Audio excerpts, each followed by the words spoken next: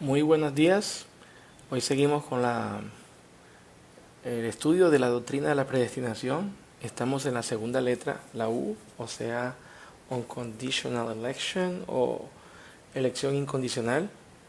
Hoy seguiremos el estudio de la elección incondicional del Padre. Hoy abarcaremos el tema del debate supra e infralapsariano en la elección divina. Tradicionalmente la Iglesia Reformada ha sido infralapsariana en su entendimiento de los decretos salvíficos de Dios.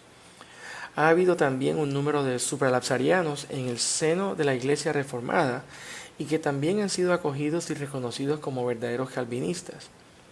La razón de esto es que nosotros como calvinistas sentimos que con respecto a estos dos temas, nuestro entendimiento está un poco limitado y que por ende nos damos cuenta de que solo alcanzamos a entender fragmentos de la verdad en torno a este tema. Por ejemplo, el Concilio de Westminster acogió un grupo de teólogos para crear una confesión de fe reformada. Entre este grupo de hombres, la mayoría eran infralapsarianos, pero los que eran supra no fueron rechazados ni tenidos por menos. ¿Qué enseñan los supralapsarianos? ¿Cuál es su definición clásica? Los supralapsarianos enseñan que primero decretó Dios que iba a haber dos grupos de personas, los escogidos y los réprobos. Ese fue el primer decreto de Dios, escoger y reprobar. Y fue después de decretar esto que decidió crear y permitir la caída.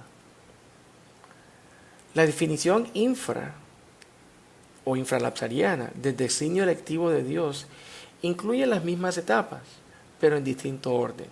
A saber, según los infralapsarianos, Dios primero decide crear la raza humana, después permitir la caída de esta raza, y por último decide elegir a sus escogidos de entre un gran número de seres caídos, o sea, la totalidad de la raza humana.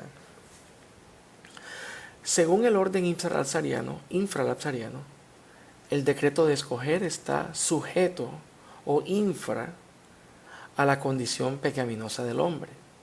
Según esa doctrina, Dios estaba escogiendo de entre una raza de seres caídos y sin esperanza. Recordemos que la depravación total enseña que los hombres no solamente estaban caídos, sino muertos y sin esperanza. Esta perspectiva, consideramos, exalta aún más las misericordias de Dios, el cual no solo escoge para salvación a seres creados, sino a seres creados y caídos. En el año de 1618, el sínodo de Dordrecht hizo un manifiesto declarando su alianza a la doctrina infralapsariana de las iglesias calvinistas. Y dice: la elección es el inmutable propósito de Dios, en el cual antes de la fundación del mundo, Él, por pura gracia, y según el soberano decreto de su buena voluntad, escoge de entre toda la raza humana, la cual ha caído en su propia culpa a un estado de pecado y destrucción, a un cierto número de personas para redención en Cristo, el cual desde la eternidad fue designado como mediador y cabeza federal de los escogidos y la fundación de la salvación. Esta declaración infralapsariana evidencia también el hecho de que no se condena la posición supra. Las iglesias holandesas en 1905, por ejemplo, también emitieron una declaración conocida como las conclusiones de Utrecht, por las cuales la iglesia se afilia a la posición infralapsariana como la enseñanza oficial de las iglesias reformadas. En uno de sus incisos dice: es importante que los que abracemos esta doctrina no molestemos a los que se afilian a la posición supralapsariana. Ahí terminó el debate. Objeciones comunes a esta controversia, no a la doctrina infra, sino a la controversia. Muchos teólogos ven estas controversias como innecesarias, supra, infra, y guiadas por una razón errónea. A veces ven esta controversia como algo guiado por delirios de grandeza.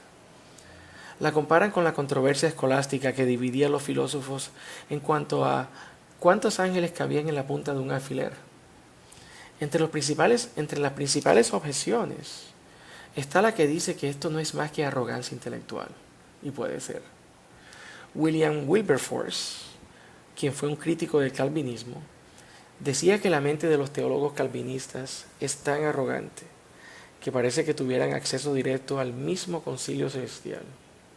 Decía Wilberforce, es como si los padres de la Reforma estuvieran absolutamente seguros de Dios y de sus propósitos.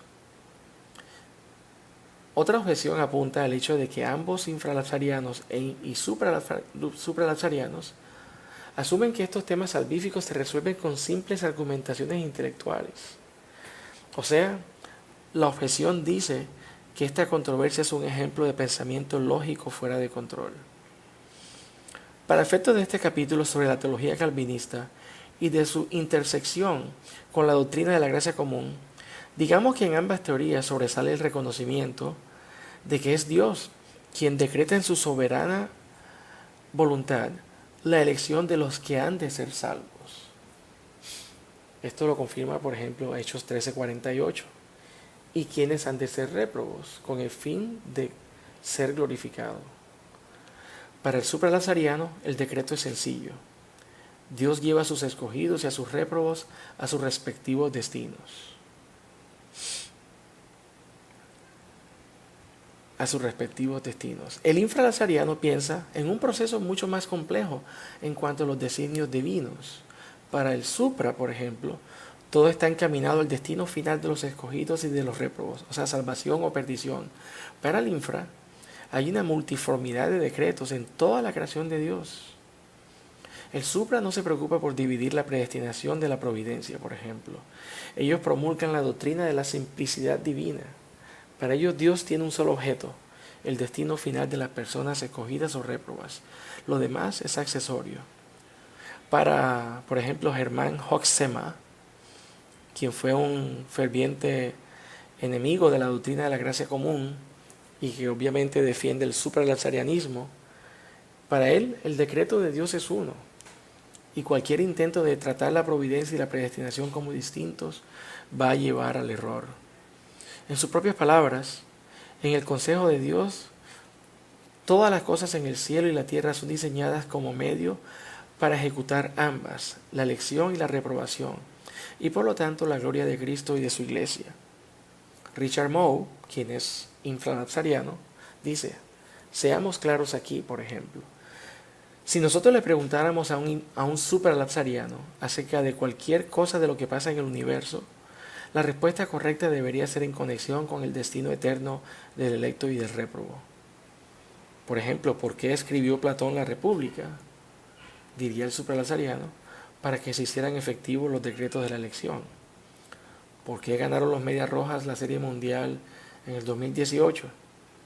Por la misma razón. ¿Por qué fue asesinado Kennedy? La misma razón. En cada caso, el motivo supremo es promover la realización del decreto divino electivo. El infralapsariano, por el contrario, da lugar a una multiplicidad de razones a las preguntas anteriormente hechas. Esta doctrina no ve razón alguna de por qué Dios no puede deleitarse con un amanecer o de una gran obra literaria sin ligarla necesariamente con sus fines selectivos finales. Según este pensamiento, los calvinistas hemos preferido la doctrina infralapsariana de la elección porque entre las dos, esta es la que más facilita nuestro mandato cultural. Esto es, nos hace pensar que hay cosas allá fuera de la iglesia que también le interesan a Dios y que no implican necesariamente la salvación o la perdición de las personas sobre las que se ejercen.